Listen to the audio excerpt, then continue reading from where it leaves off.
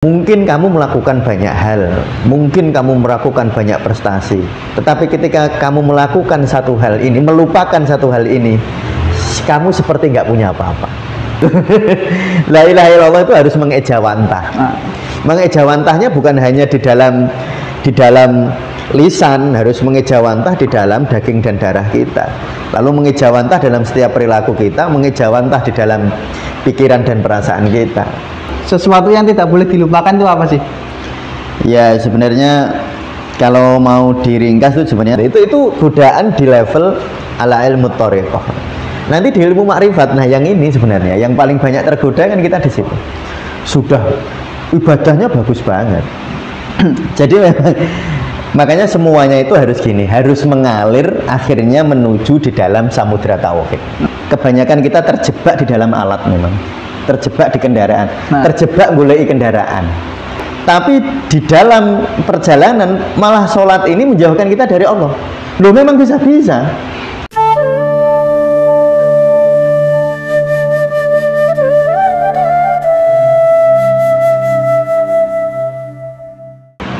Assalamualaikum warahmatullahi wabarakatuh. Waalaikumsalam warahmatullahi wabarakatuh. Halo teman sufi, kita kembali lagi di rumah ngaji Rumi sebagai terapi. Ya. Nah, di episode kali ini pembahasan kita ada di dalam buku Fihi Ma Fihi, Pak. Oh ya. Ada yang di pasal 4 itu. Oh, pasal 4 ini judulnya Kami Muliakan Anak Keturunan Adam. Oh ya. Nah, di pasal ini itu dimulai dari salah satu dari siapa? Sahabat Rumi atau murid-muridnya Rumi itu berkata, ada sesuatu yang aku lupakan. Nah, Maulana Rumi atau Mbak Rumi ini jawab, ada satu hal di dalam semesta ini yang tak patut untuk dilupakan. Kalau kamu melupakan segala hal tapi tetap mengingat satu hal itu, maka kamu tak perlu khawatir. Sebaliknya, kalau kamu bisa meraih dan mengingat segalanya tapi kamu lupa akan satu hal itu, maka seolah-olah kamu tak pernah berbuat apa-apa. Nah, belum lanjut ke apa cerita-cerita selanjutnya, mungkin Abah bisa ngasih apa ya pendahuluan lah tentang sesuatu yang tidak boleh dilupakan itu apa sih? Ya sebenarnya kalau mau diringkas itu sebenarnya tauhid ya. Tauhid yang apa namanya, kalau kita itu hidup di dunia walaupun punya banyak hal Mas Fatih ya, mungkin punya karir yang bagus, punya apa namanya prestasi yang bagus, punya kekayaan yang bagus itu, tapi tanpa itu, tanpa tauhid itu sebenarnya semua hal itu jadi ya percuma, karena nanti waktu pulang kembali kepada Allah, ruh kita kembali kepada Allah, jiwa kita kembali kepada Allah, itu yang dibawa ya tauhid. Nah, bagaimana kita sebenarnya bertauhid itu ya kembali kepada diri sebenarnya, ke dalam ya kalau saya nyebut tuh lebih senangnya itu diri ya, diri sejati kita. Ada yang nyebut jiwa ya, itu kadang-kadang kalau disebut jiwa itu terus gesernya ke anu Mas Fatih, gesernya ke psikologi. Oh, kan psikologi kan ilmu jiwa ya, ada yang memaknani gitu. Sehingga kalau kita maknani diri sejati atau ruhani dimaknani jiwa itu kadang-kadang terus, oh itu apa ilmu psikologi? Kejiwaan gitu. Ilmu kejiwaan. Jangan-jangan sakit jiwa itu. Nah itu. Makanya saya sebenarnya yang paling berharga di dalam diri kita itu tauhid yang nempel, yang sudah menyatu dengan ruh kita sejak awal, dengan kedirian kita sejak awal, sudah menyatu sejak awalnya. Makanya kan dulu sebelum kita dilahirkan ke bumi kan Allah dawuh kan, alastu birabbikum. Terus kita semua menjawab bala syahidna. Itulah di ruhul qudsiyah itu, atau ruhani kita itu. Nah itulah yang paling berharga. Lalu kan manusia lalu turun ya ke ruhul sultani, lalu dia ada di ruhul ruwani, lalu kita ada di ruhul jismani seperti ini, di kehidupan material gini. Terus kadang-kadang lupa, makanya disebut zikir Mas Wat. Jadi kan lalu torekohnya zikir ya. Zikir itu mengingat ketauhidan kita yang dulu itu. Sebenarnya gitu, yang kenapa kok disebut zikir kok mengingat? Berarti kalau mengingat kan sudah ada, cuma enggak ya, cuma kita lupa. Makanya disebut zikir atau mengingat. Karena memang kita ini lupa seperti ini.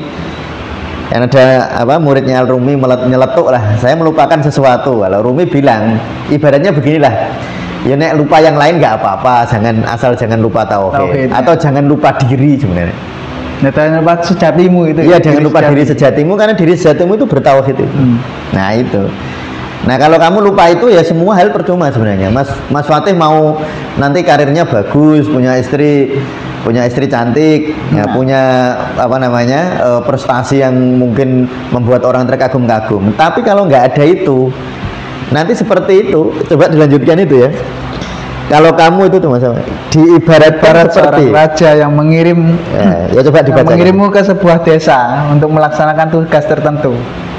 Nah, kalau kamu pergi ke desa itu, tapi kamu malah melakukan hal yang lain dan tak kunjung mengerjakan apa yang diperintahkan, maka seolah-olah kamu sama sekali tak pernah melakukan apa-apa. Ya, iya. Misalnya Mas Fatih ini dikasih tugas sama dosen ya. Nah. Mas Fatih ini ya, kamu kerjakan buat apa jurnal ini gitu. Mas Fatih malah macam-macam, malah nyari oleh-oleh, nyari apa, walaupun Mas Fatih dapat banyak, tapi kan tugas utamanya hilang. Iya. Seperti seperti seorang yang diutus oleh raja, disuruh melakukan tugas ke sebuah kampung, dia melakukan banyak hal, tapi tugas utamanya lupa. Lalu jadi apa ya? Jadi sama kali seolah-olah kamu tidak melakukan apa-apa sebenarnya. Ketoke koyo hasil akeh. Nah, kelihatannya seperti berhasil banyak. Misalnya Mas Fatih misalnya hidup di dunia ya, sepertinya berhasil banyak berhasil lah dari sisi aspek material, nah, aspek perjodohan dilihat dari luar ya. Lalu dari aspek karir misalnya, aspek prestasi itu kelihatan bagus. Tapi sebenarnya ketika Mas Fatih nggak ada tauhid di dalam diri Mas Fatih, tidak melupakan diri sejatinya, itu kan seperti itu. Jadi kayak nggak punya apa-apa seperti Mas Fatih itu nggak punya apa-apa, karena sebenarnya yang paling penting di dalam diri kita ya diri kan. Iya kan, semua hal itu kan nempelnya ke diri Mas ya, ke diri kita. Nah ketika diri kita ini kita lupakan, kita ibarat seperti tadi dicontohkan oleh Rumi, mungkin kamu melakukan banyak hal, mungkin kamu melakukan banyak prestasi, tetapi ketika kamu melakukan satu hal ini, melupakan satu hal ini, kamu seperti nggak punya apa-apa. Padahal kita ya Pak, kelihatannya seperti punya banyak hal. Sepertinya begitu. Ya. Nah itulah Mas Fatih, apa namanya yang dimaksud jangan melupakan satu hal, yaitu jangan melupakan tauhid. Yang tauhid ini adalah kesejatian kita, atau diri sejati kita itu tauhid. Ya. Nah dan itu makanya kalau di dunia ini dawuhnya Allah ya dalam Al-Quran yang sudah sering kita baca, wa ma khalaqtul jinna wal insa illa liya'budun. Illa liya'budun itu maknanya banyak para sufi menafsirkan illa liya'rifuni, untuk mengenalku, kata Allah. Nah mengenalku itu mengenal ma'rifatullah melalui ma'rifatun nafas. Kalau kita ingin mengenal Allah, mengenal diri.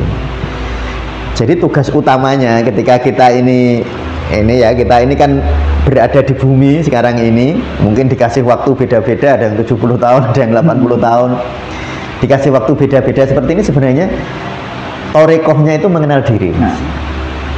Kenalilah dirimu, itu sebenarnya kuncinya. Karena kalau pada saat kita mengenal diri, ketika engkau mengenal dirimu, ketika idza arafta nafsak arafta rabbak. Ketika engkau mengenal dirimu, kamu akan mengenal Tuhan, dan itu namanya bertauhid. Tapi tauhid itu jangan dimaknani cuma anu ya Mas ya. Jangan dimaknani cuma intelektual ya. Iya, cuma gini loh. Tuhan itu satu ya. Nah, kemana-mana bilang gitu, Tuhan itu satu. Tapi ketika ketika dikritik atau ketika ada orang yang menyangkal lalu kita marah besar gitu. Itu kadang-kadang tanpa kita sadari, jangan-jangan kita itu nggak bertauhid. Kadang-kadang kita itu menuhankan diri kita sendiri. Nah itu yang mungkin kita harus meraba diri, muhasabah diri Mas Fatih ya. Jadi jangan dimaknani tauhid itu hanya makna pengertian literal gitu. Wah apa la ilaha illallah ya, sudah beres gitu. La ilaha illallah itu harus mengejawantah. Mengejawantahnya bukan hanya di dalam lisan harus mengejawantah di dalam daging dan darah kita, lalu mengejawantah dalam setiap perilaku kita, mengejawantah di dalam pikiran dan perasaan kita. Nah, itu sebenarnya tauhid, bukan hanya Allah itu satu. Lalu kita perdebatkan seperti para ahli, para ulama ilmu kalam berdebat. Ya tentu itu dalam batas tertentu nggak apa-apa ya. Tapi nek terus malah menjadikan kita nggak damai, melupakan Allah, malah menuhankan pendapat kita sendiri. Itu kan seperti tadi pagi waktu saya ngaji Sirul Asrar itu kan. Jadi waktu kita ngaji Sirul Asrar kan ada godaan di level syariat. Jadi orang itu nggak mau menegakkan atau melaksanakan syariat Allah. Nggak sholat, nggak puasa Ramadan padahal dia wajib itu. Itu godaan di level syariat. Godaan di level Torekoh ada sendiri, yaitu mencari dunia melalui laku syariat, melalui laku spiritual. Yo kita sholat tapi sing digoleki dunya. Kita zakat, sedekah biar ganjarannya berlipat. Biar di ganjaran berlipat, dikasih imbalan yang berlipat-lipat. Itu godaan di level ala ilmu thariqah. Nanti di ilmu makrifat, nah yang ini sebenarnya yang paling banyak tergoda kan kita di situ. Sudah ibadahnya bagus banget, tetapi sombong, tapi merasa benar sendiri. Melihat orang lain itu dengan kacamata permusuhan, seakan-akan orang lain itu salah, saya pasti benar. Itu kan godaannya di ilmu makrifatnya. Nah itu, sehingga kita harus memaknai tauhid dalam makna itu adalah tauhid yang harus menghidupi seluruh aspek kehidupan kita. Bukan hanya Mas Fatih waktu di S1 dulu ada ilmu kalam atau ada kan kayak gitu itu. Lalu orang berdebat tentang satu itu apa, tapi itu kan perdebatannya di level intelektual. Ya tentu itu nggak salah, silahkan. Tetapi kalau sampai membuat kita menuhankan pendapat kita sendiri dulu, itu godane tadi. Itu adalah jebakan ranjo-ranjo di dunia kemakrifatan. Nah, terus makanya kan Mas Fatih, perjalanan spiritual itu adalah selalu bertanya kepada diri. Muhasabah ya. Jadi salah satu torekoh terpenting, riadoh terpenting itu muhasabah. Ya gitu. Nah, ya berkaitan sama kayak yang saya highlight di pasal ini, Pak. Iya. Pasal ini juga ngomong kalau kamu mengabdikan dirimu hanya untuk belajar, maksudnya mengabdikan dirimu untuk belajar astronomi, belajar filsafat, belajar ilmu kalam tadi. Tapi kalau semua pengabdianmu itu hanya untuk menyempurnakan dirimu sendiri, ya belajarmu itu ini ya percuma. Gitu. Di sini gitu. Iya. Jadi makanya semuanya itu harus gini, harus mengalir akhirnya menuju di dalam samudra tauhid. Harusnya begitu. Jadi nggak apa-apa, Mas Fatih belajar mau cari titel sampai S3, siapa tahu jadi guru besar ya. Misalnya Mas Fatih gitu, itu nggak apa-apa, tapi mengalirnya kemana itu? Nah, kalau di sini kan dia untuk dirimu sendiri, berarti aku kalau di debat selalu menang karena aku belajar ini semua kan gitu. Iya, akhirnya kan apa? Ya? Akhirnya kan nanti seperti tadi saya ulang lagi di Sirul Asrar, itu godanya di dalam level rububiyah. Mas Fatih itu seperti menuhankan dirinya Mas Fatih sendiri kan. Ya. Jadi kita sinau tasawuf. Kita misalnya ini kayak kita nih kan. Kayak kan kita ini sedang belajar spiritual sebenarnya ya, secara zuhiriyah ya. Yang kita pelajari kan Masnawi, Fihi Mafihi, Sirul Asrar, Al-Hikam, kan belajarnya begitu ya. Kita kan belajar tasawuf, tetapi kan kita sendiri ini kan harus bertanya, sing mbok goleki apa jane gitu. Apa sing digoleki subscriber, viewer, atau gajinya YouTube.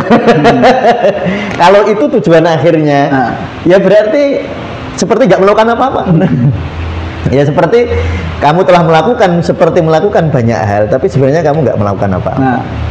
Jadi Mas Fatih misalnya kalau di UIN itu ada selain ilmu astronomi itu apa? Ilmu falak ya, ada orang belajar ilmu falak, ada orang belajar ilmu macam-macam, ilmu tarbiyah, ilmu macam-macam, ilmu suludin macam-macam. Itu kan harus selalu bertanya muaranya kemana. Karena muaranya pada akhirnya itu muaranya harus liya'rifuni, untuk kata Allah ya, untuk mengenal. Kalau muaranya ternyata untuk keegoisan, ego kita, Ya berarti sing mbok Tuhan ke sapa? Pertanyaannya selalu begitu. Iya. Dan kita harus selalu bertanya seperti itu, Mas. Iya. Nah, mungkin ya kayak teman-teman atau ya para pendengar itu agak bingung bertanya ke diri sendiri gimana itu. Mungkin kata yang pasti kalau aku ya Pak, Yeah. kata yang pasti merenungkan. Iya. Nah, merenungkan diri. Bisa kayak di sini.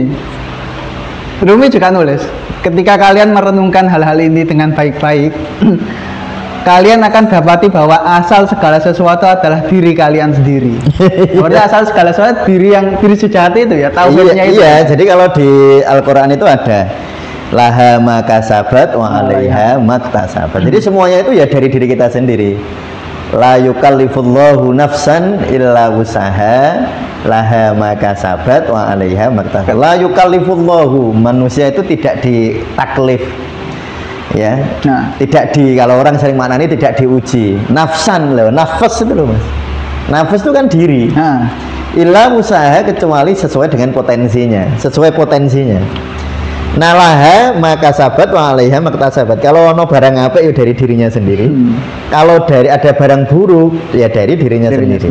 Berarti yang harus diperbaiki kan diri, nah, nggih. bukan barangnya. Nah, kita itu sering kelirunya. Sering kelirunya itu gini, Mas Fatih. Contoh ya. Mas Fatih itu misalnya ada orang marah ke Mas Fatih. Pikirannya Mas Fatih kan ingin merubah dia kan? Merubah Iya. orang yang marah itu loh. Biar nggak marah sama Biar nggak aku. marah. Iya. Orang kok kayak gitu sih. Padahal saya udah sopan nih.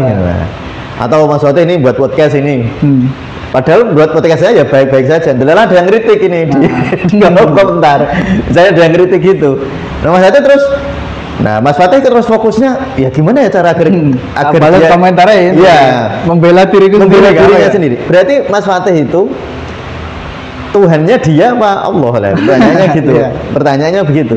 Sehingga yang harus kita rubah itu kan diri kita, bukan dunia luar. Nah. Ya makanya kan bolak-balik itu. Kita mungkin sudah hafal, sudah sangat populer. Innallaha la yughayyiru ma biqaumin hatta yughayyiru ma bi anfusihim. Allah itu nggak akan mengubah sebelum kita mengubah diri. Jadi ya selalu kembali ke diri seperti Mas Fatih bilang, merenungi diri atau muhasabah. Nah, itu memang perjalanannya harus selalu begitu. Dan merenungi diri itu keplesetnya kita ya, kepleset itu ya terpelesetnya kita dari tauhid itu seringkali nggak nganu. Kalau di Sirul Asrar disebut sirkul khofi, syirik yang khofi, murah ketok tenang. Bahkan malaikat ora ngerti, setan wae ora ngerti.